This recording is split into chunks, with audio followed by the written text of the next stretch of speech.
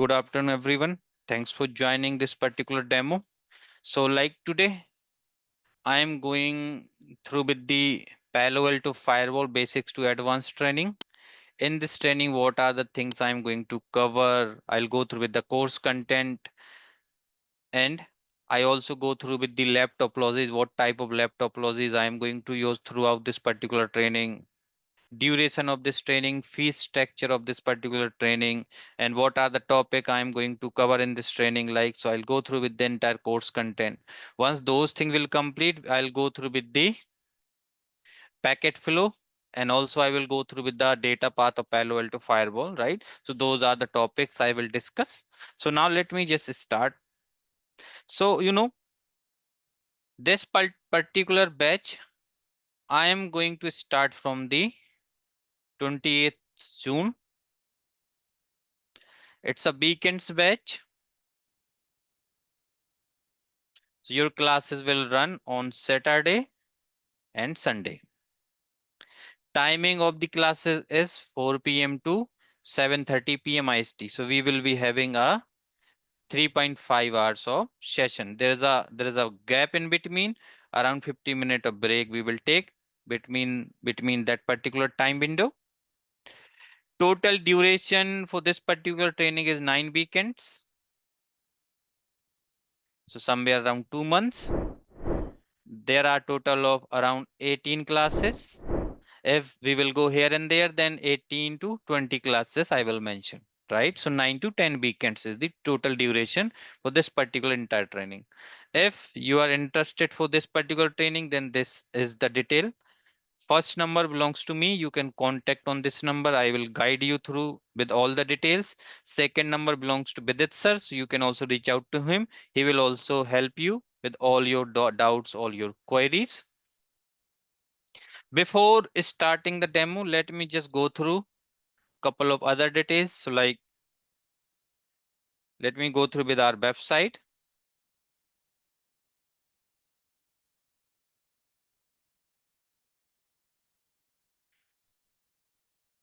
So sianets.com, this is our website. Here you can check out our details. Apart from this website, we do have a learning portal as well.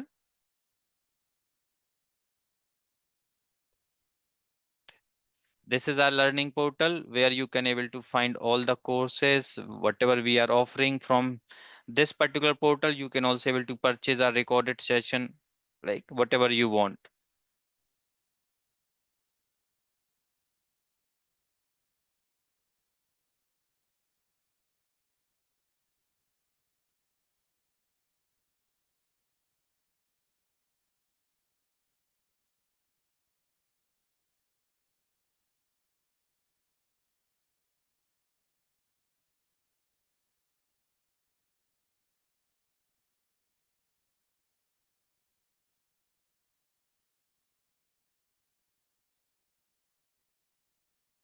Let me go through with our YouTube channel as well. So let me go through from here. Sianets.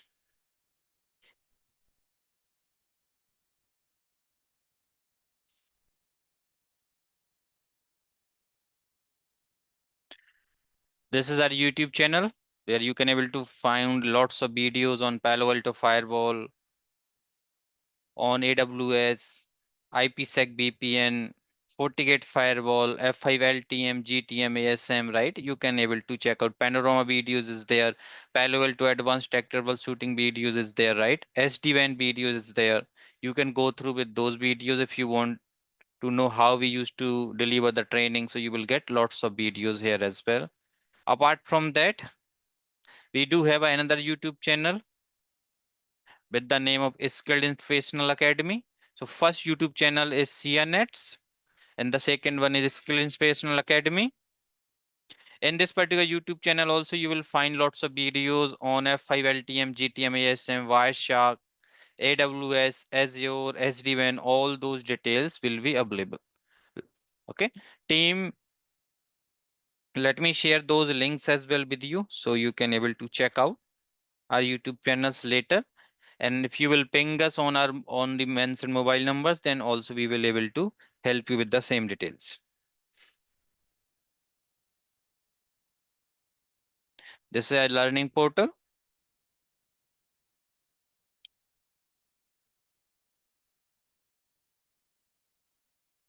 Okay, now let me tell you what are the things I'm going to cover in this particular training. So the total duration for this training is around 54 plus hours. So we will be having around 54 plus hours of training. You will get the lifetime support for interview. You will get the documents for your learning purpose. Class notes will be provided to you. You will get the access of recorded sessions. So each class I will record and I will share with lifetime access through a video portal. So you can able to refer those videos later. We will help you building the lab in your laptop.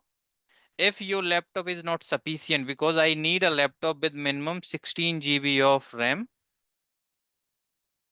i3, i5, i5, i7 will work. If you don't have a laptop, then lab setup will be done in your laptop. If you don't have a good laptop, then we will help you building the same lab on Google Cloud. So in Google Cloud, you can able to build the lab, which is valid for 90 days and which is free.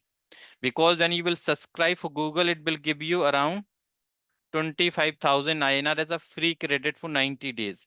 That credit we will utilize and we will create a lab over there. It's a weekends batch, as I have mentioned earlier as well. During the classes, you can able to discuss any type of issues if you are facing with your lab environment or any issue you are facing in the production environment. We will also offer the mock interview with every student. If you have an interview, you can reach out to us. We will took your mock interview and we will tell you what are the things you have to prepare, right? So those are the things which we used to offer. One more thing, guys. Fees for this particular training is 7,000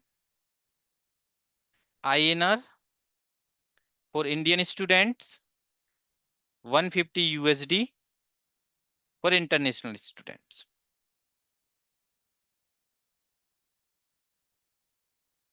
Now let me go through with the course content. What are the things I am going to cover in this particular training?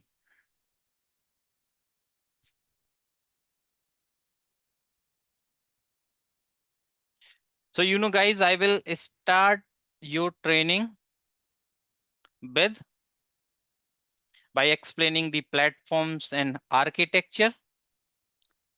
So I will go through with the all the hardware models available from the Palo Alto, all the virtual firewalls available from the Palo Alto, right? I will go through the what type of hardware devices we are having, like 5200 series, then nowadays 5400 series. Why people are using 5400 series? Because these are the new generation firewalls. Then we will discuss 3200 series, 3400 series boxes, right?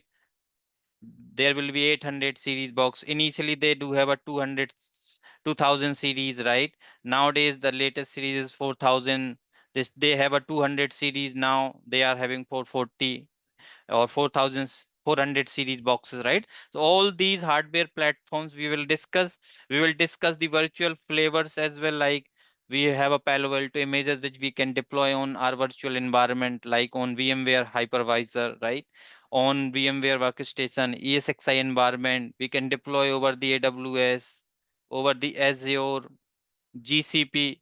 Nowadays, basically Palo Alto also have created the Palo Alto devices which we can deploy as a Docker images using the Kubernetes clusters, right? That CN series devices. So all those platforms we will discuss, right?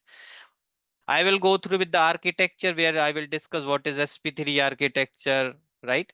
How the Palo Alto data path looks like, where I will discuss all the internal component, like this is the data path for Palo Alto 5200 series box, right?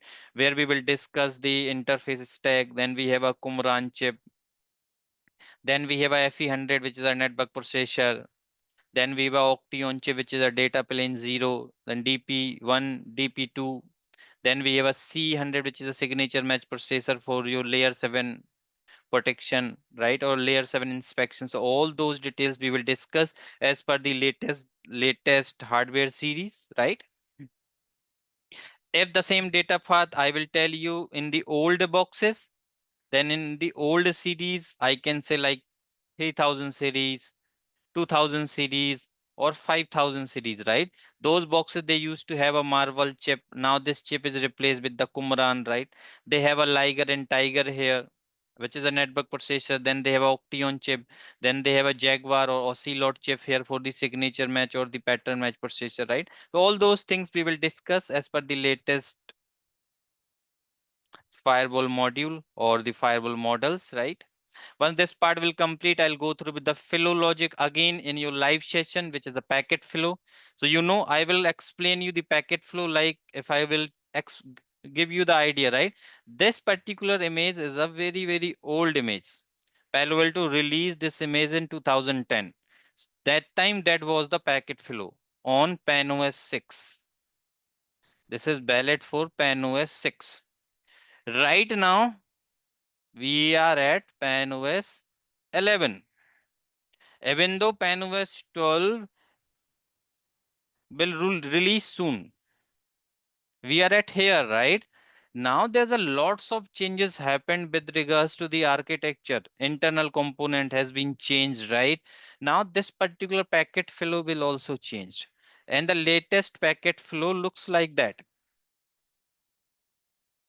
See, lots of new elements they have added, right? So I will discuss according to the latest packet flow, how the Palo Alto firewall going to do the packet inspection, how it is going to do the packet processing. We will discuss at each stage, like initial stage, then silo path or session setup stage, flow lookup, fast path, app engine, right? Everything we are going to discuss in detail. Then your content inspection, and after that your forwarding stage or the egress stage, right? Everything we will discuss according to this diagram. Even though in your today's class also I will discuss the same.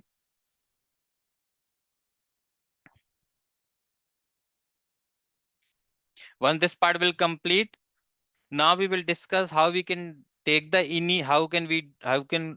how we can make the initial configuration in your firewall. Initial configuration includes configuring your management interface, configuring the DNS settings, configuring the proxy, configuring the NTP, right?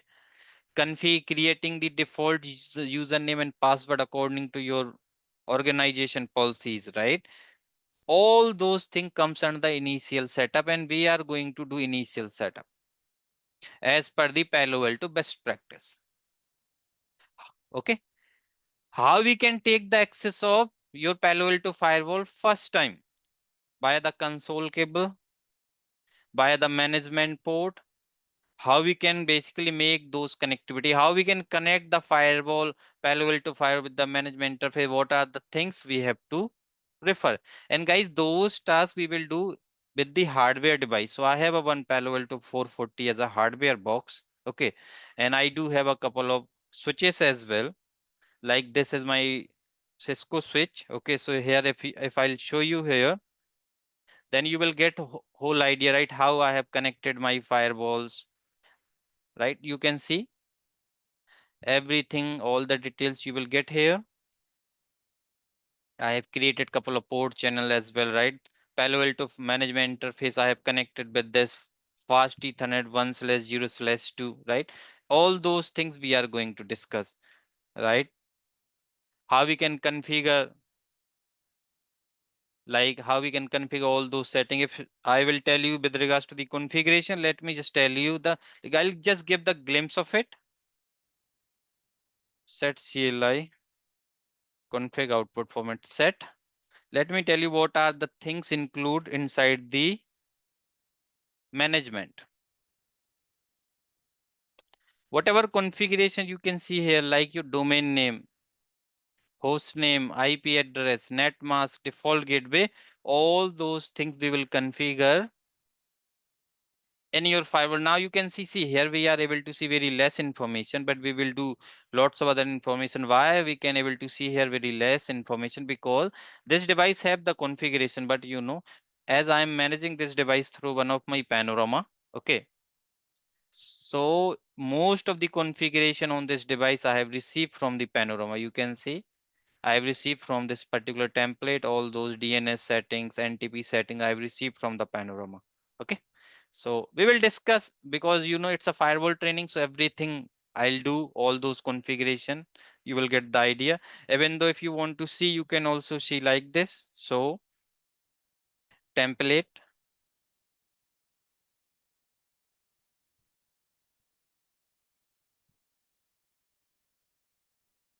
device config system. So those are the settings which I've received from the template, right? All those settings we will configure as a initial setup. Those are the things generally I will configure as an initial setup. Okay. So everything we will discuss how we can do all those things. Once this part will complete, I'll move towards your licensing and software updates. Here I will discuss what type of license offered by the Palo Alto Firewall. Let's suppose you want to use a URL filtering feature, then what type of license offered by the Palo Alto? What is the category 2, category 4 license? Like which URL filtering solution we can opt? We can opt for the PenDB, or we can opt for the Bright Cloud. Everything we will discuss.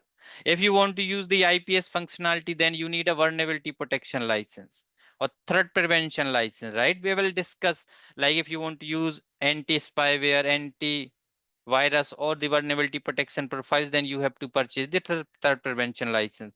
If you want to use the global protect, then you need to purchase a global protect portal and gateway license. So all those license I will discuss, how we can activate those license from the using the support portal. That part also I'll cover. How we can register our firewall into the support portal, those things we will discuss, and we will do all those tasks. Once the licensing part will complete, now we will move towards the software updates. How we can basically upgrade your firewall with the latest version. What is the upgrade path? So that those upgrades we will do as per the Palo Alto recommended upgrade path. What are the checklist we have to maintain during the upgrade process? We have to start the upgrade with the secondary device, then the primary, right? How we can do the upgrade with zero downtime. All those things we will discuss in your upgrade path. At the same time, I will also discuss how you can basically manage your dynamic updates. We have to manage your dynamic updates, right? Because dynamic updates have your signatures for antivirus, signature for application, signature for threats, right? URL filtering feed, right? All those details, how we can able to manage basically those things we will discuss. And what is the best practice to configure? Like if you will see my dynamic updates, then here I have configured like every 2 minute past the hour basically. Now here every 30 minutes past 2 minutes of an hour, right? How we can configure, what is the best practice for those updates? We will manage those updates by a CLI, by a GUI, everything we will cover here in your licensing and software updates topic. When this part will complete, I'll move towards the account administration, where we will create the accounts for L1 engineers, for L2 engineers, for L3 engineers. We will define their roles. According to their role and responsibility, we will provide the access of our firewall, right? All those to account administration using the Radius server, using the LDAP, or I can say your Active Directory AD server, how we can able to achieve. So those practicals we will do at this particular time. Admin roles, how we can create admin roles for L1 engineers, for L2 engineers, for L3 engineers, right? All those things we will cover. How we can provide the read only access, right? If let's suppose there is some auditor came, then how we can provide just the access or device so he can able to perform only the audit related tasks, right? All those things I will cover here in your account administration. Once this part will complete, now I'll move towards the interface configuration, where I will explain how we can configure our data interfaces, how we can create different security zones. During the same time, we will do the practicals for the layer 2 deployment, layer 3 deployment, what is vWire deployment, what is step mode deployment. We have a practicals and we have a dedicated labs for all those deployments. And around 95% practicals we are going to perform in layer 3 mode, because in most of the time people deploy Palo Alto Firewall as a layer 3. Some organization they used to deploy in vWire, but there is a proper use case, and later on that vWire mode they will basically upgrade towards the layer 3 deployment. So like in your POC type of environment, people used to deploy in the vWire mode or either into the tap mode. Layer 2 deployment I have not seen so far. I'll explain you how we can create a sub interfaces, how we can create a port channel, or I can say ether channels. In Palo Alto, the same thing is known as aggregate interfaces. How we can create a sub interfaces for aggregate interfaces, because we have a hardware boxes with us, so we can able to perform all those tasks. Even though right now, if you will check my configuration, I have the same type of setup. You can see I have created 3 aggregate interfaces, AG1, AG2, and AG3. See, I have created the sub interface as well at the port channel level. So all those practicals we will see. And you know, those configuration I will cover using both. I will configure via GUI as well as via the CLI. Both things will be covered.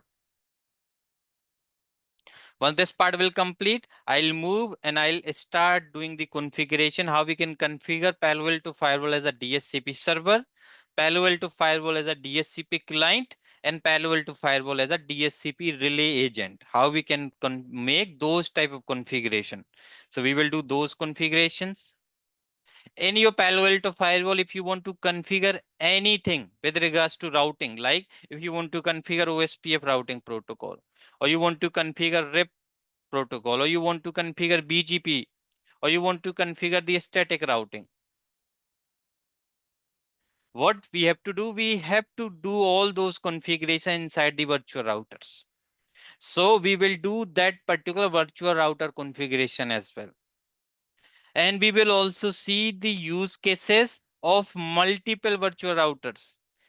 In most of the organization, you will see people just have a single virtual router, single VR, but here we will see multiple VR. What I'll do, I'll create a separate VR for my WAN communication, and I will create a separate VR for my LAN communication. LAN, so like my inside in DMZ, I will create this particular LAN VR, and for WAN, I will create one more VR, and we will do the inter VR routing. We will perform the inter VR routing as well. Like right now also in my setup, if you will see, I have the same type of setup. I have a VR WAN and VR LAN, and you can see my if anything from the LAN, if we want to go towards outside, then it will go to VR WAN. So we will do those type of inter VR routing. If something coming towards my inside of DMZ from the outside, then it will come and it will go into my VR LAN. So those type of routings we will see how this routing works, right? All those particular practicals we will do at this particular point of time. During the same class, actually, I forget to mention. So better I can explain from here. During the same class, I will discuss your path monitoring, because you know I will configure this particular laptop topology where I have a two ISPs, my Airtel ISP and my Jio ISP. So Airtel is primary and Jio is backup one or the secondary. Then we will do the path monitoring. If my Airtel ISP went down, then traffic can fall back automatically towards the Jio.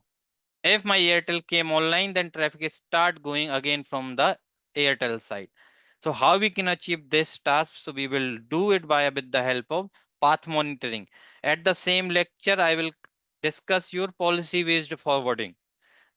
PVF, like let's suppose those are the subnets. If those subnets wants to communicate with those subnets, then what I want they should follow the backup path. So those type of routing or the forwarding, if you want to configure, then we can only able to configure with the help of policy based forwarding. So those practicals we will do, right? If traffic from this test PC and this test PC. And if the application is SHS, telnet, then he can follow the backup path. So those type of decision we can routing decision we can able to make with the help of policy based forwarding. So those practicals I will cover here, because here we have a two ISP, right? Let's suppose this ISP is having the 400 Mbps link and another one is 200 Mbps link, right? Then what we can do, we can configure those particular setup like this. So my 60% traffic follow my primary ISP and 40% traffic will follow the secondary ISP, or 70% traffic will go from the primary and 30% will follow the secondary ISP. How we can able to configure that? So we will configure the equal cost multipathing ECMP as well. So all those practicals I will cover here in this particular section. So it's just a connected session with your layer 3, layer 2, VMware and deployment. All those things I used to cover in those lectures only. Once this part will complete, now I'll move towards the core part of your Palo Alto Firewall, which is your security policies and net rules. And guys, people used to purchase the firewall just for security policies, net and VPN. These are the three functionality. When they need to configure, then they require a firewall. So guys, this is the core of our environment. Okay, those are the core feature basically.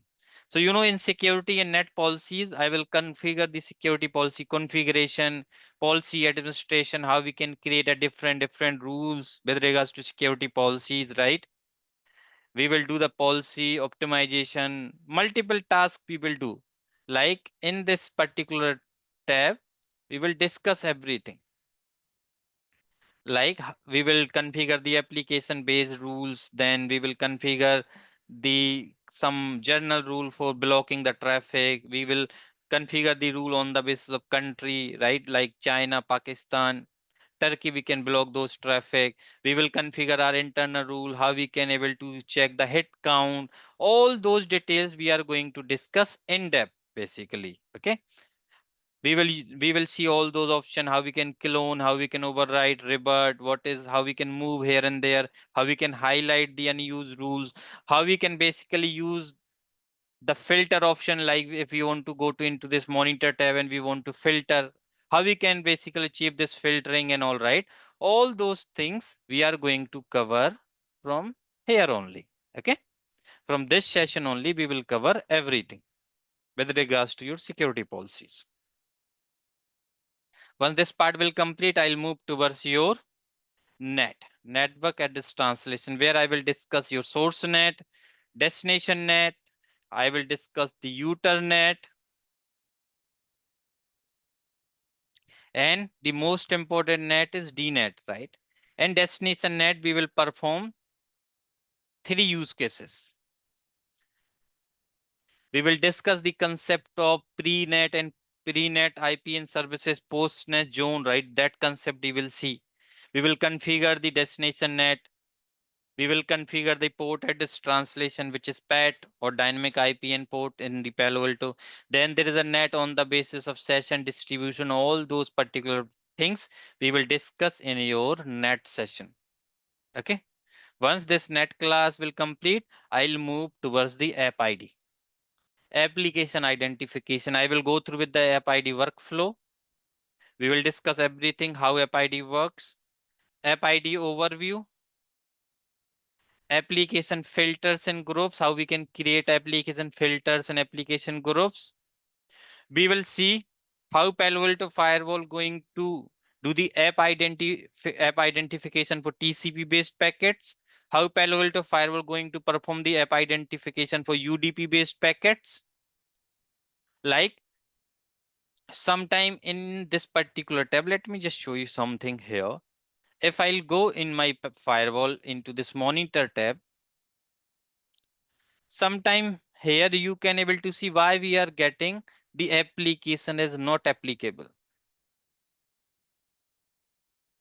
Sometime we will get here unknown. Why these things coming basically? What is the reason? All those things we will discuss when we will start looking for your application app ID based concept. During the same session, I will also explain you how we can create the application groups like this. Application filters like this level 5 application, 4 application, audio streaming, file sharing, proxy app, remote access app, right? All those applications. I will also explain you how we can create the custom application like I have created for CNET portal, where I will explain you how we can create a signatures on the basis of SSL parameter, HTTP parameter, all those particular things we will perform. And everything we will do with labs. Everything we will perform with the labs, okay? With practicals. Once your app ID will complete,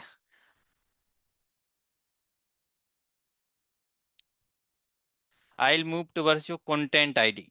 Content ID is a core feature of your Palo Alto Firewall, which includes your antivirus protection, anti-spyware protection, your vulnerability protection, URL filtering, extra dynamic list, file blocking, security profiles, wildfire, right? All those particular practicals we will do. Here, basically, I will basically try to download one of the virus from the internet. And also, I do have a couple of malicious files on my Kali Linux for for virus, for spyware, for vulnerabilities, right? So I will try to download, try to access those type of malicious code in my packet through Palo Alto Firewall, and we will see how Firewall is going to block. Let me just show you if I have something. Like today also, like I have performed couple of practicals, like I have downloaded couple of viruses, couple of vulnerabilities, file couple of spywares, right? And how my firewall is basically providing the protection from all those. So those particular practicals we will basically do it in this particular session. Let me just check the 100 logs. See, those are the logs from today's class only, right? You can see all those are the executive files which I have created using my Kali Linux, and I have kept it on my one of my machine, and I used to download from there, and we used to see how my firewall is providing the protection from those type of viruses, those type of malicious payloads. So those practicals basically we will do live basically with some examples you will get to know. In URL filtering, basically it's a generally I used to take a 3 hours of session dedicatedly on URL filtering, where I will discuss multiple things like how URL filtering works, what is the PanDB URL filtering solution, what is the Bright Cloud URL filtering solution, what are the license we have to basically purchase. Then in the same class, I will basically explain you how we can block the traffic on the basis of URL categories. Like we can block all the social networking websites. We can block all the adult websites using the URL filtering. So all those type of practicals we will do. I will also explain you how we can configure the external dynamic list. Let's suppose you are getting some malicious URL feeds from some of the third party organization. Then we can basically configure the EDLs, external dynamic list. I can also explain you how you can create a custom URL category where we can create a allow list and block list, where we can allow the traffic and we can block the traffic on the basis of URL and also on the basis of URI. How we can create those custom URLs using the regular expressions. So all those practicals we will do in your URL filtering. Then we will do the file blocking, where we will try to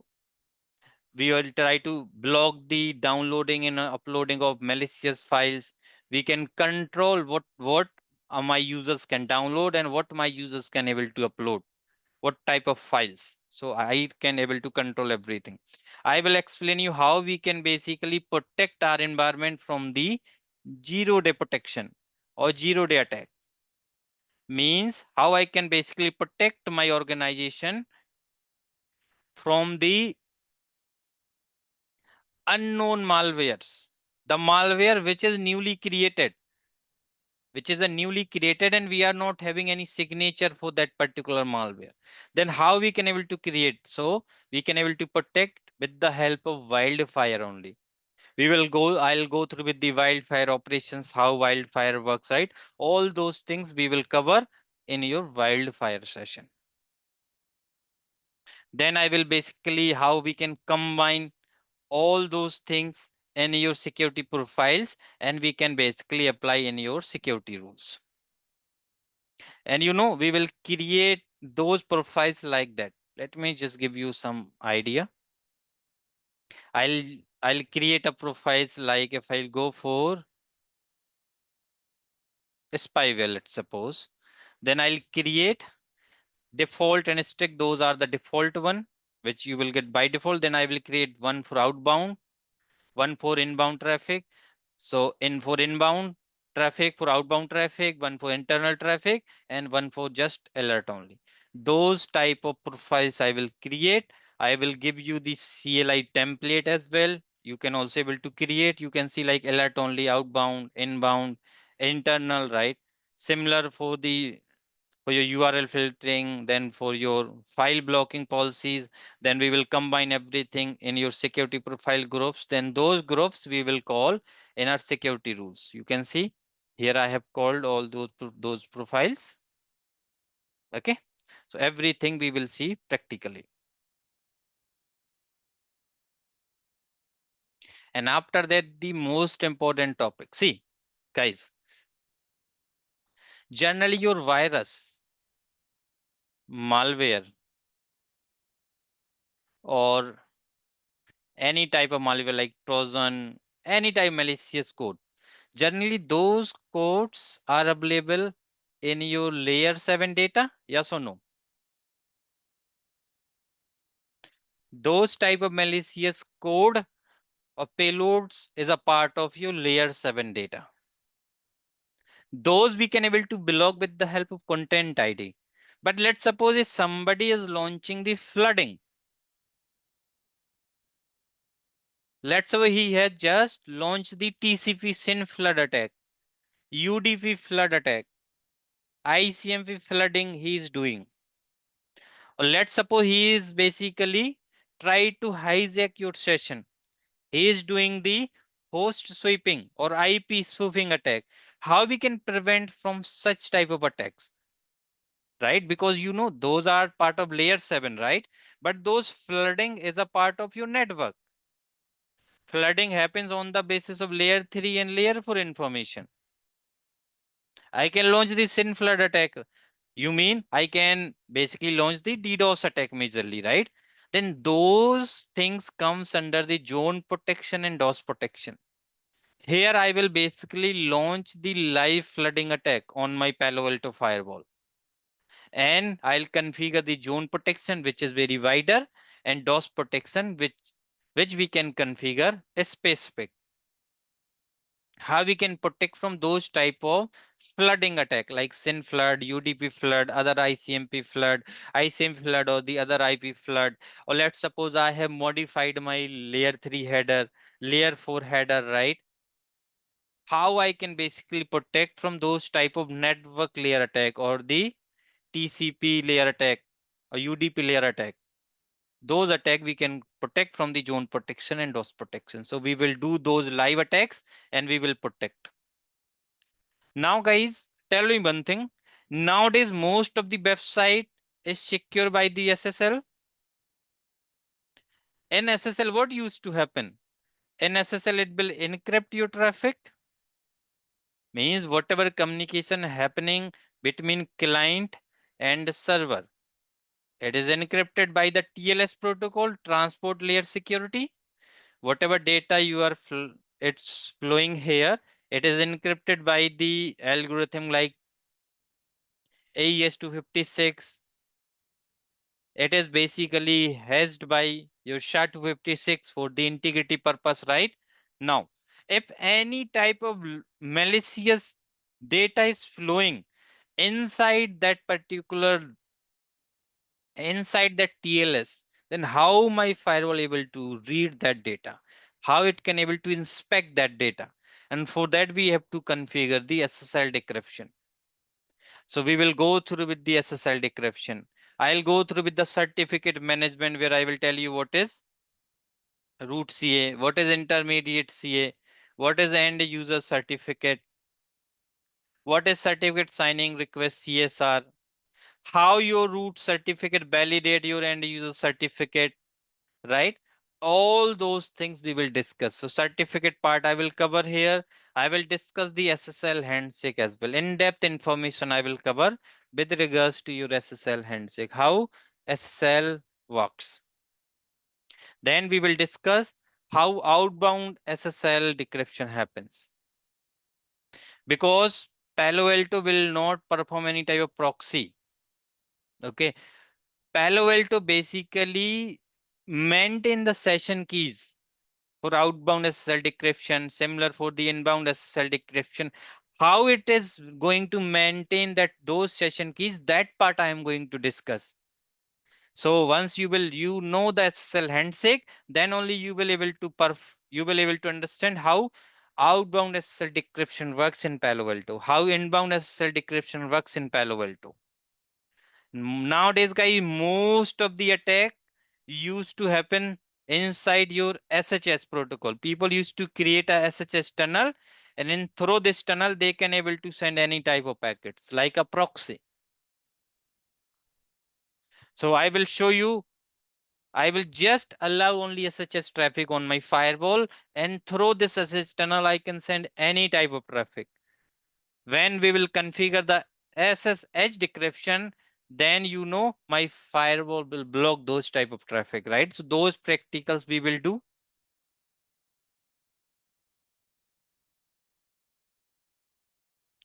When this part will complete, I'll move towards the most important topic, which is user ID. We will do the Active Directory integration. We will configure what are the configuration required to configure users to IP mapping. How we can use the Palo Alto user ID agent, which is built in, and how we can use the external user ID agent. In the same particular practical, I will explain you how we can create a users to group mapping. Then how we can use this particular users to group mapping in our security rule. How we can configure the user-based policies. Like for HR users, I will allow the access of job portals like Naukri.com. And for the sales users, I will block that access of this job portal sites. But for sales users, I will allow the social networking website. But for the HR peoples, I will block the social networking website. How we can able to achieve all those tasks, we will discuss in your user ID class. How we can basically configure the user-based policies, what are the things we have to manage, everything we will cover in depth.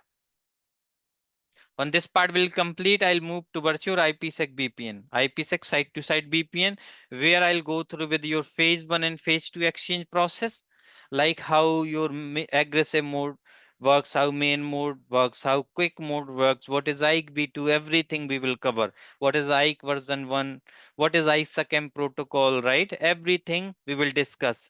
Even though I will also basically encrypt your ESP packets using the Wireshark. I will take out those particular keys from the Palo Alto firewall, which it is going to use for encryption and decryption purpose. And I have basically created around 13 use cases of IPsec VPN, which will cover almost everything with regards to your VPN in your Palo Alto firewall, like your IPsec site-to-site VPN between two Palo Alto firewall using pre-shared key. Then another one using the certificates. And instead of pre-shared key, now I will use the certificate. IPsec site-to-site VPN between two Palo Alto devices having overlapping subnet. This is the most important use case. Like in most of the time when you will configure VPN between your environment and the customer environment, they have a overlapping subnet. So that part we will cover. Then IPsec side-to-side VPN when one device have the static IP and other device have the dynamic IP. How we can achieve this task? Then like one firewall behind the net gateway, how we can able to configure, right? Then how we can, if we have a dual ISP, then how we can configure two IPsec tunnel. One is primary and the another one is the backup, secondary. Using the failover using tunnel monitoring, failover using static route path monitoring, failover using the virtual router and PBF, policy based forwarding. Then your IPsec side to side VPN between Palo Alto and ASA. Then we will see dynamic IPsec side to side VPN between Cisco ASA and Palo Alto, where Palo Alto side have the dynamic IP address. Then route based VPN using OSPF. Hub and spoke VPN using OSPF. Right. So multiple use cases we will do with regards to your IPsec VPN. Once your IPsec class will complete, I'll move towards your global protect, where we will discuss how what is global protect gateway, what is global protect portal, what are the component of global protect. We will discuss the connection flow of global protect, because if you know the connection flow, then only you can able to do the troubleshooting. Global protect connection method we will discuss. What is user logon, on demand, pre-logon, then on demand, pre-logon, then user logon. And even though guys in your IPsec VPN and also in your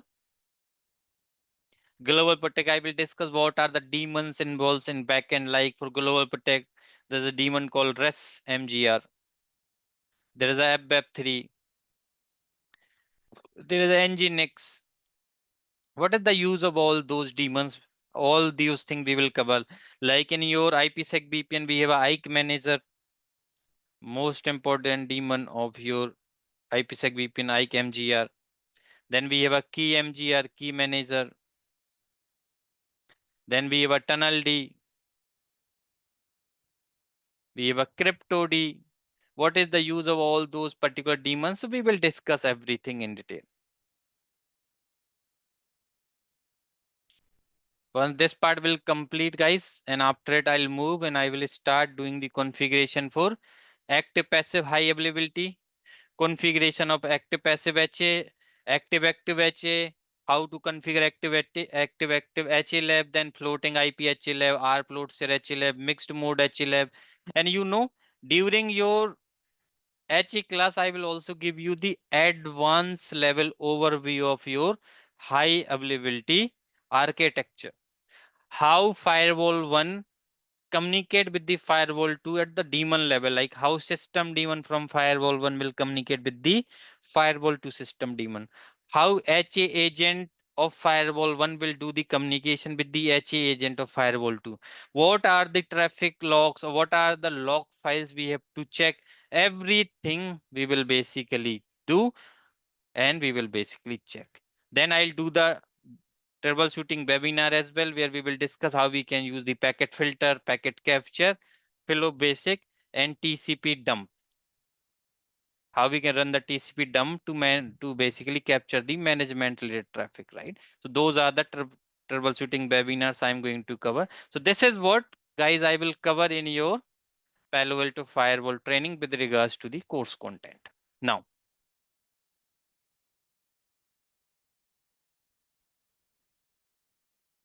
guys, let's try to understand today's topic, like life of a packet in the Palo Alto Firewall or Palo Alto Firewall packet flow. Just give me 1 second.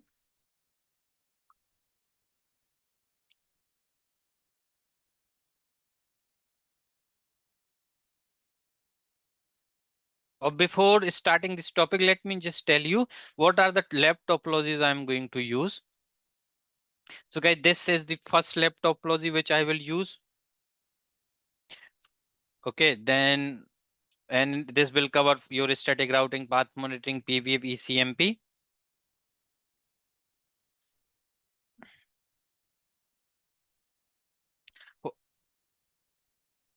Your global protect practicals I will do in this lab topology.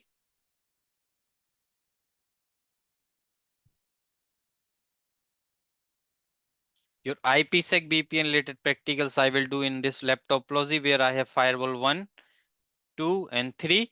and I have Cisco SA. I have a dual or triple ISP setup. So we will cover all your VPN related tasks here in this.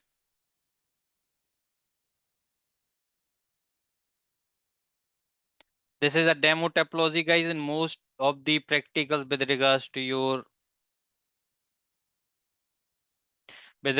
your like net security policies, all those practicals I will do by using this particular topology.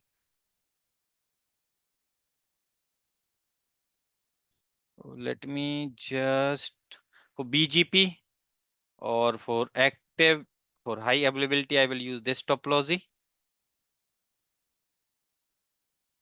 And I will also share all those topologies. Okay, it's not like that. You will get those topologies as well from my side. For vWire deployment, I will use this particular topology. So those are the like main topology which I am going to use throughout your trainings.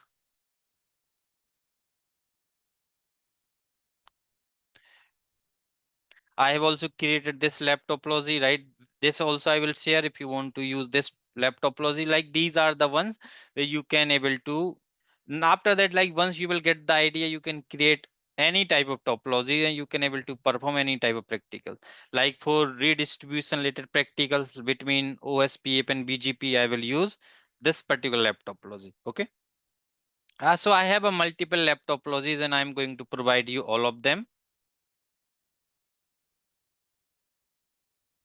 Now let's try to understand the life of a packet in your Palo Alto Firewall. So guys, before going into the life of a packet, first let's try to understand the Palo Alto Firewall block diagram or the data path.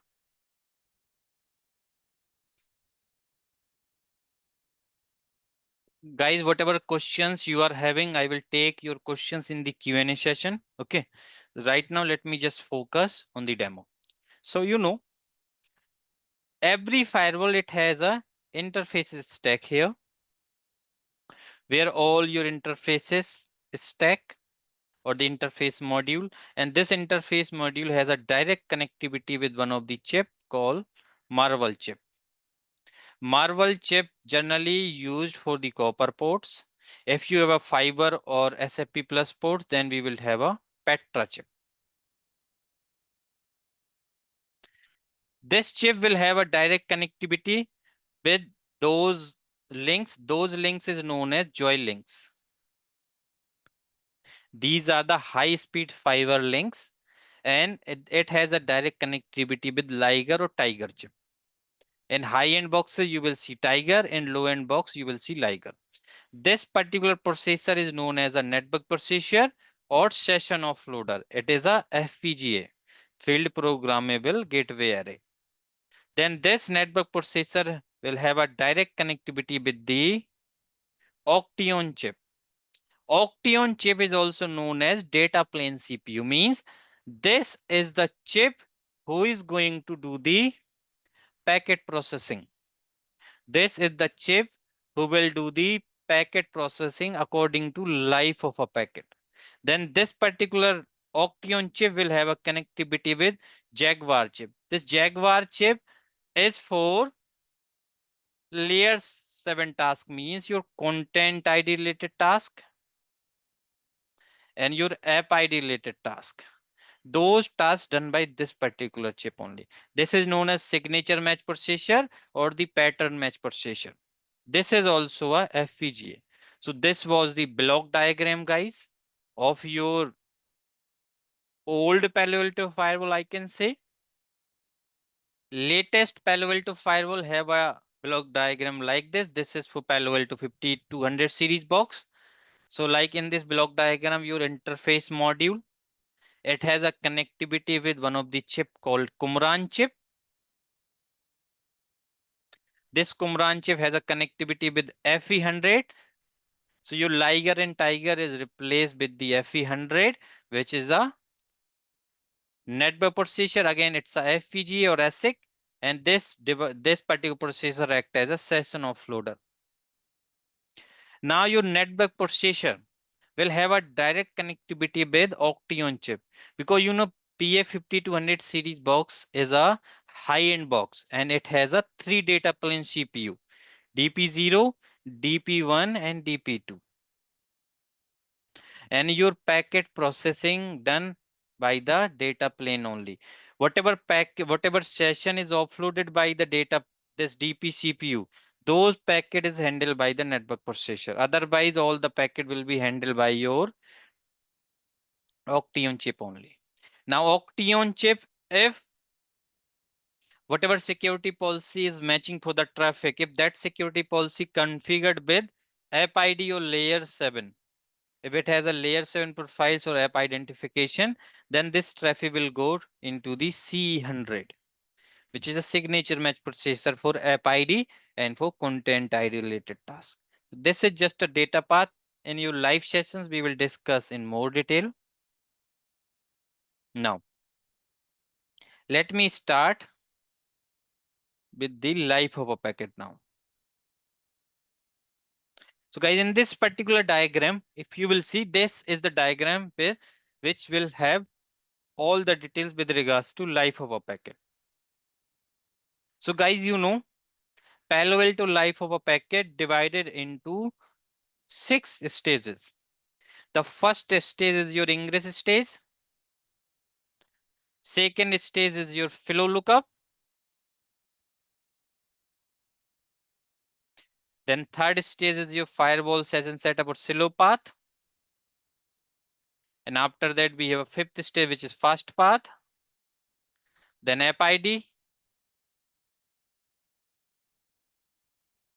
After app ID, we have a content ID and forwarding. So your Palo Alto firewall packet flow divided into majorly 7 stages. Ingress stage, flow lookup, silo path, fast path, app ID, content ID, and at last it is at your forwarding stage. Now let's try to understand what are the tasks it will perform in your content ID. So, or like what are the tasks it will perform in the ingress stage. So guys, let me just clarify one thing. See, today I will not explain you very in depth. Okay, because we have a limited time in the demo. We generally have a limited time and you, because you know this is a 3 hours of topic. When I used to cover your live of packet, it will take around 3 hours to complete. So here I'll just give a little bit idea. So when we will receive a packet, generally we will receive a packet, let's suppose on Ethernet 1x1 interface. Now, let's suppose this interface is a part of my inside zone. So what used to happen when I receive a packet on my ingress interface, now my Palo Alto firewall will start doing the packet processing. What it will do, it will extract the layer 2 information, layer 3 information, and layer 4 information. At layer 2, what are the main information we have? We have a source MAC, we have a destination MAC. Sometimes we also have a VLAN tag.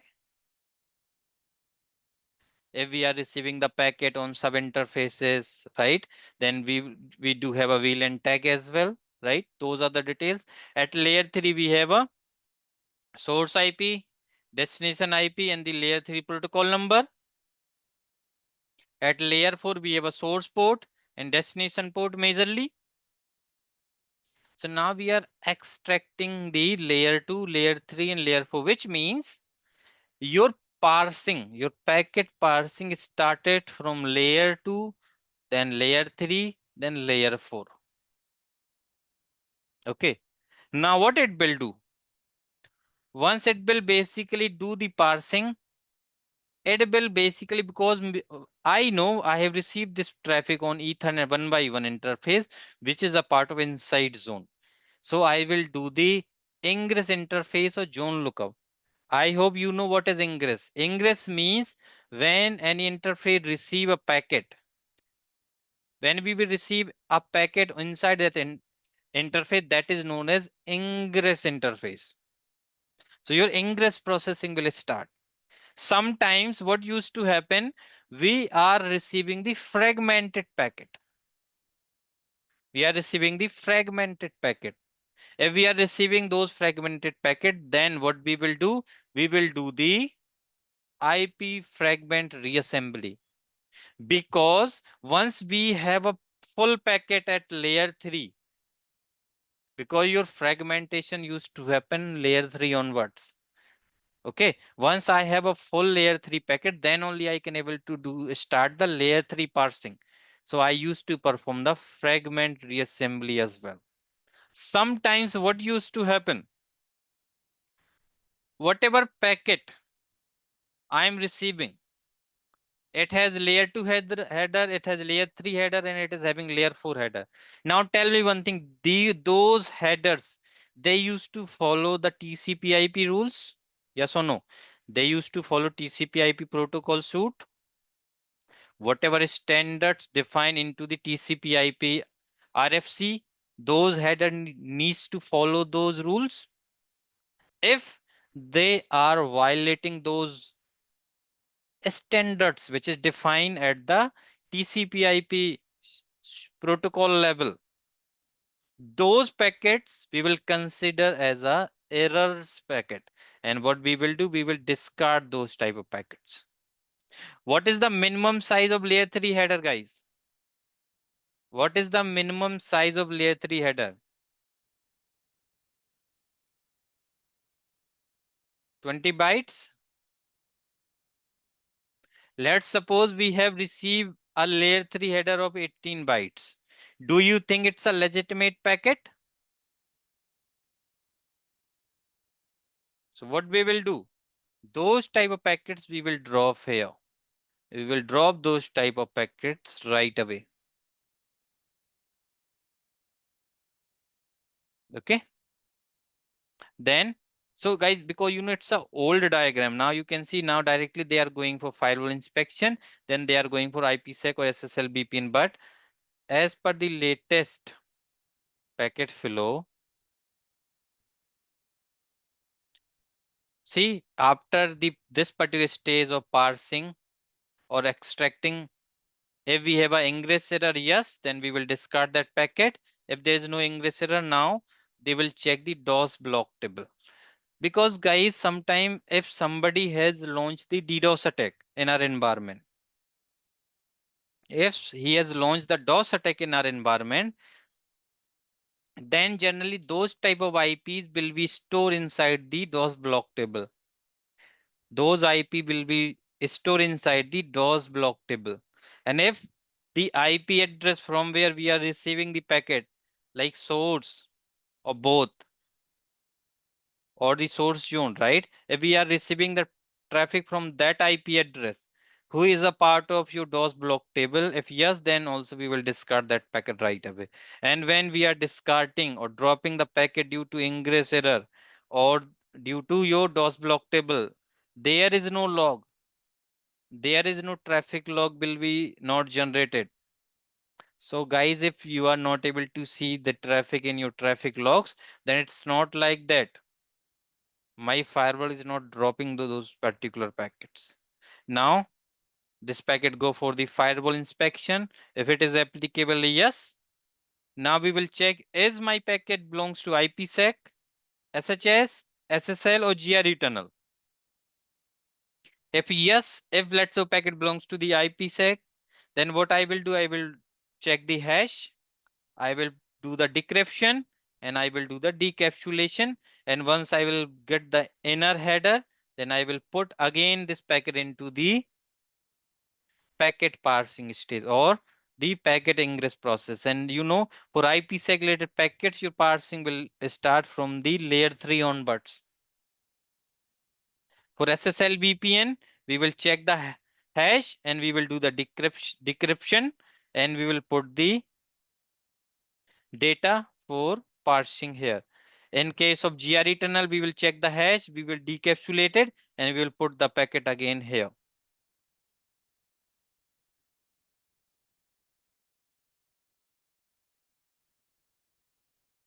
And the last thing, if we are receiving the packet for SHS, then we will check the hash, we will do the decryption, and we will put the packet here again.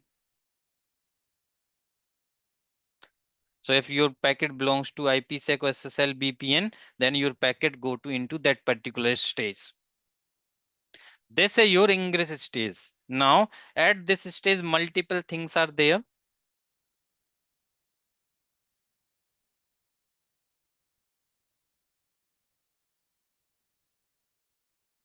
So guys, I will share all those documents. So like those are the packet processing stages like ingress stage, session lookup or flow lookup, shallow path, which is also known as session setup stage, fast path, which is your layer 2 to layer 4 processing, app ID, content ID, and forwarding stage or the egress stage. Those are the 7 stages of your packet flow. Here I have not basically covered everything, how the parsing happens, how it will start the parsing, because now I just wanted to tell you what type of errors you will face. Sometime what used to happen, let's suppose we are at layer 3. We have received a IPv4 packet. Now, if we have a mismatch with regards to ether type and IP version, then those packets also we will drop right away. If IP header is truncated, some fields has been removed from the IP header, then if that type of packet is there, then we will drop that packet. If we are receiving a packet with the protocol number 0, then also I will drop those packet. If I am receiving the packet with TTL value 0, that packet also I will discard. If source IP address equals to destination IP, if in the packet source and destination address is same, then I will consider this is a land attack and I'll drop that type of packet as well. If there's a packet for ping of death, then I will drop the packet. If Martian IP address, then also I will drop the packet. So those are the problems. If you will see in your layer 3 header, then we will drop those packets. Same for IPv6. At your TCP, if we are receiving the TCP header is truncated or data offset field is less than 5, check some error, port is 0, invalid combination of flags. If you have those things, then those are the packet which we generally drop. So those are the errors, guys, it will check. Okay. Same for the UDP. Then IP fragment reassembly it used to perform. DOS block table, these are the commands, guys. You can run those commands. You will able to see if IP address is a part of your DOS block table or not. You can able to reset your DOS block table. Then this is for tunnel decapsulation. Once this part will complete now, your second stage will start, which is flow lookup. This one. This is your flow lookup. Now, we will receive a packet and we know it's a first packet. It's a TCP SYN packet, let's suppose. TCP SYN always a first packet. So when I receive a first packet here, now what firewall will do? Firewall now check the flow table. Now firewall try to check the flow table. It will check firewall. It will start doing the lookup into this flow table on the basis of 6 tuples. What it will do? It will do the lookup on the basis of 6 tuples. What are those 6 tuples? Source IP address, destination IP address, source port, destination port, layer 3 protocol number, and ingress zone. Those are the 6 tuples which we have extracted in your ingress stage. Those 6 tuples it will use. It will run the MD5 hash on this one, and whatever value, hashed value it will get. According to that value, it will do the lookup into the flow table. Flow table maintained inside the MongoDB database in your Palo Alto Firewall. It will do the lookup because we know it's a first packet. It's a first packet, so there is no session. And if there is no session, now your packet go into the slow path, or it will go into the slow path. Let's suppose if there is a packet match happens. A packet match happens, then it will check what is the state of the session into the session table. It will check for that stage. What is the stage of the packet inside the session table? If your stage is free, then that particular packet will be discarded right away. If the stage is opening, active or discard, then your packet TTL value will be restarted. In case of discard, your packet will be discarded. In case of opening or active, now your packet go into the fast path. If your packet into the closing or closed state, then also your packet go inside the session setup state. Free means packet will be discarded. Opening or active means your packet will go into the fast path. Discard means your packet will be dropped. If the session stage is closing or closed, then also your packet go into the slow path for the session setup stage. Those are the things available inside your session setup stage. And firewall session consists of two unidirectional flows, client to server and server to flow. So let me just show you if I have some traffic. I might have on this device. I'll just show you the session detail. How session looks like.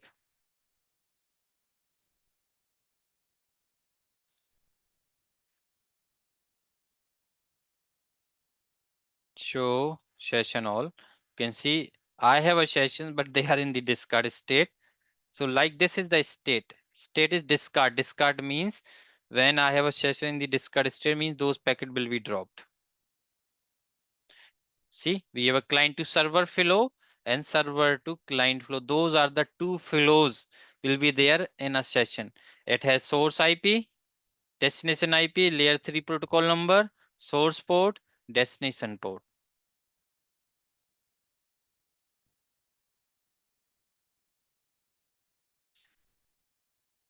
Okay, this particular traffic has been blocked as I know this. I think this is for the AnyDex traffic. That is the reason it has blocked.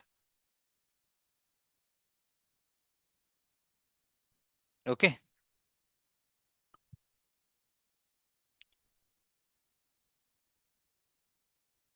So generally what it basically uses those 6 tuples to create a flow key.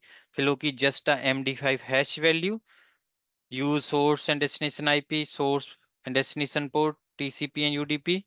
For non-TCP and UDP packet, guys, see, source port and destination port fields we have in your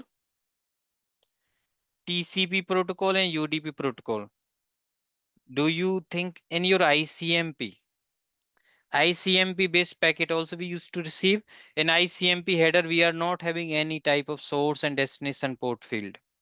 Then which parameter it will use to create a 6 tuple? So from the ICMP header, it will use the value of identifier and sequence number. It will use as a source and destination port. In case of IPsec traffic, it will use SPI in and SPI out as a source and destination port. For GRE, it will use the GRE call ID as a source and destination, source port and destination port. Then we have a layer 3 protocol number and the security zone. Okay. Once it will do the lookup on the basis of those flow keys, and let me explain you how it will create those flow keys.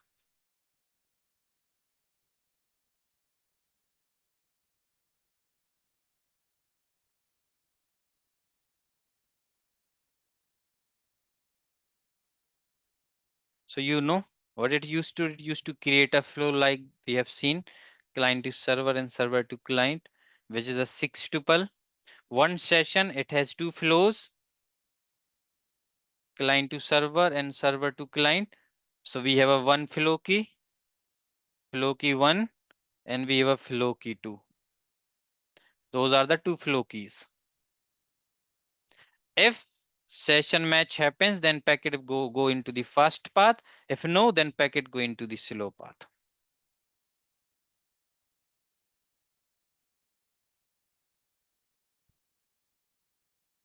Now let's try to understand some part of slow path. So guys, today I will just cover your slow path and I will stop. I'll go here.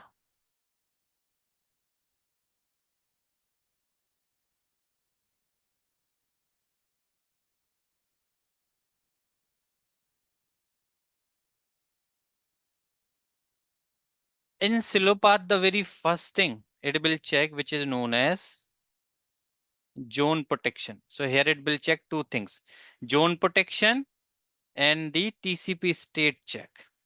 It will perform two type of check, zone protection and TCP state check. What do you mean by the TCP state check? Tell me one thing, guys. If it's a first packet, generally your first packet will come into the silo path. Now tell me with regards to the first packet, is your first packet is always a TCP SYN or not? In case of TCP, your first packet always the TCP SYN packet? No. Let's say instead of TCP SYN, let's say we are receiving one packet where it's not a TCP SYN. Let's say we have a push flag set by 1 and RST flag set by 1. Do you think it is possible for the first packet? Do you think first packet we can receive as a TCP ACK? No. So like it will check that particular thing, TCP state check. Is first packet is a TCP SYN or not? If it's a TCP SYN, then it will allow and packet move further. If no, then it will drop the packet. If we are receiving some other packet like TCP ACK or SYN with ACK or like push packet with reset, some type of other packet, then those type of packet it will drop right away. That is the thing it will check as a TCP state check. Apart from TCP state check, we also have here your zone protection. Let's suppose somebody is doing the flooding. Somebody is doing the UDP flooding. He is using a UDP packet and he is doing the flooding. Now, because at the zone level, we used to configure this zone protection profile. If in a zone, let's say we are receiving 10,000 packet per second. If we are receiving UDP packets 10,000 per second, below 10,000 per second, it's a good sign.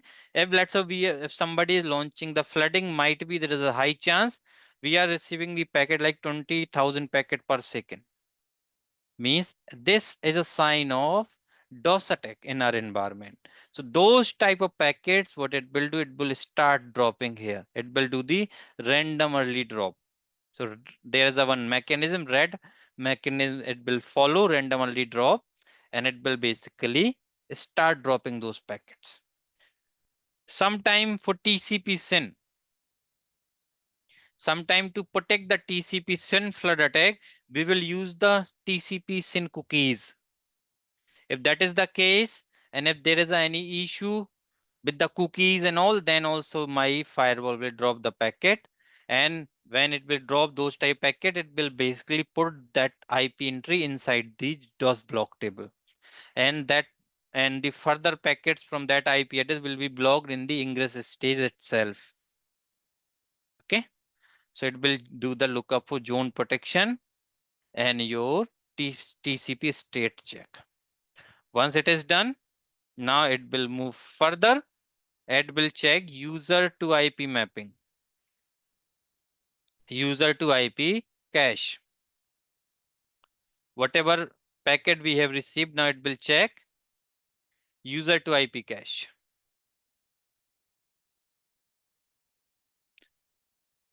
If your security zone If in our zone basically user to IP mapping is configured, then only it will check this particular user to IP cache. It will check this user to IP cache and it will just maintain that entry. Somehow I'm not sure, there's some changes happens in this whiteboard. Okay, because this information, I'm not sure why it is coming like this. Generally it used to have all the data, everything used to visible. Okay, so what I'll do, just for the reference purpose, let me refer this.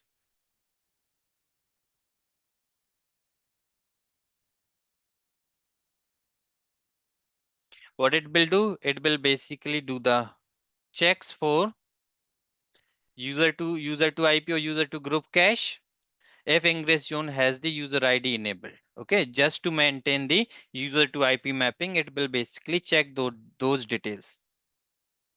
And after that, that particular packet move further and it will now go for the application cache check, because every firewall used to maintain the app ID cache on the basis of destination IP, destination port and protocol number. It will now go and it will check for the app ID cache. Here it will do the lookup for app ID cache. And why it is doing the lookup for app ID cache? Just to identify the application here itself. If we will get the application details here itself, then we don't need to go inside the app engine. Okay. And also you can see my firewall used to maintain that app ID cache. And after that will do the lookup into the forwarding table, or this is known as routing lookup, route table lookup. So in your forwarding lookup, what it will do, it will basically do that forwarding lookup just to get the egress interface and the zone details and also the virtual system for the first client to server packet. It is doing this forwarding lookup just to get the egress interface, just to get the information of egress interface.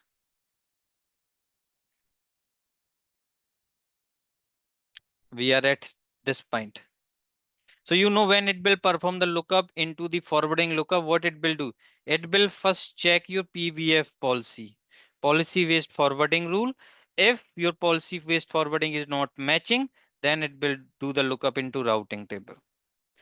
If your match happens at the PVF label, then your egress interface and zone details he will get from the PVF rule itself. For layer 3 PVF first, if PVF is not matching, then it will do the lookup into the not routing table. In actual, it will do the lookup into the FIP table. For layer 2, it will do the lookup into FDB database.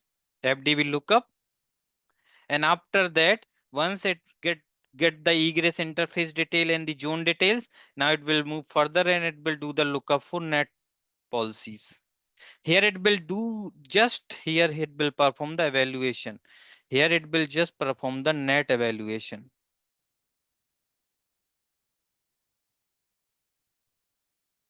Here it will just perform the net evaluation.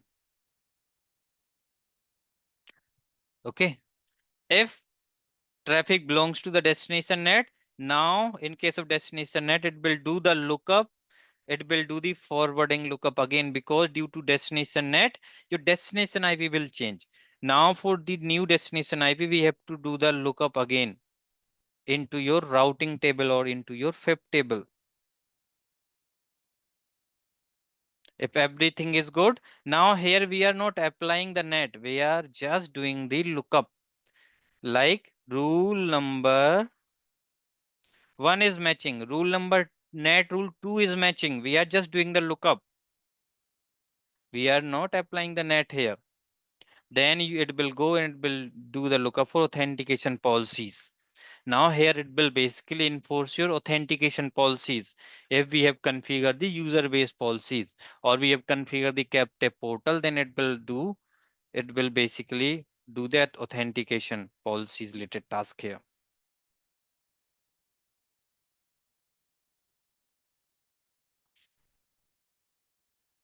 It will trigger the captive portal if matched, and after it will do the lookup for DOS protection policies on the base of prenet IP, postnet zone.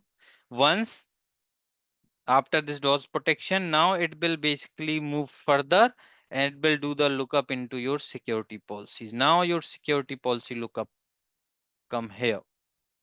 Here it will do the lookup into your security policies. If your traffic is matching a rule where action is denied, then it will discard the packet. If action is allowed, then it will move further and it will create a session now. Now here it will create a session and it will install that session into the session table. It will create that session, it will install that session into the session table. And after that, it will basically check for the tunnel inspection TCI policies. Then your protocol TCI policies, it will check for like these are the encoding protocols basically generally. Okay. We can encode the packet inside GRE, GTPU, IPsec, non-encryption, VXLAN and all, right? If everything is good, then your packet basically move towards the fast path here.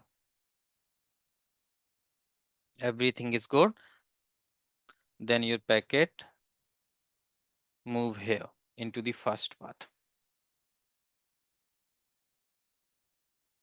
See, security policy lookup, it will perform, create a session for TCI policies and everything is good. Then your packet go here. You can see this pointer. It will go again into the flow table.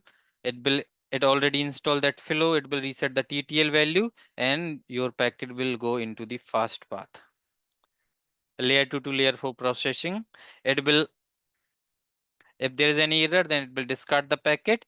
Now, why it is doing, again, it is doing the forwarding lookup in your fast path.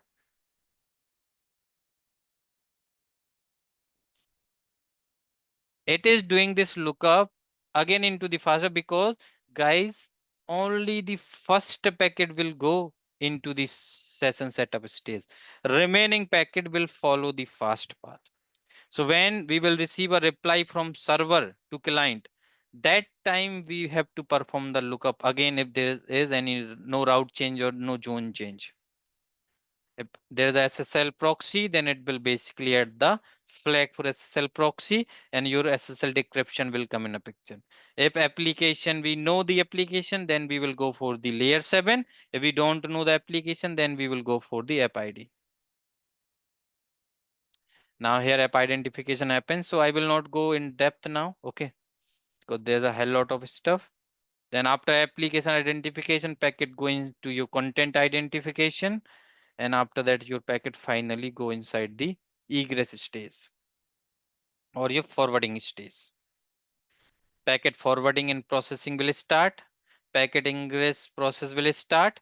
In case of IPsec packet, if your egress interface or tunnel interface, then IPsec, in case of IPsec encryption, hashing or encapsulation will happen.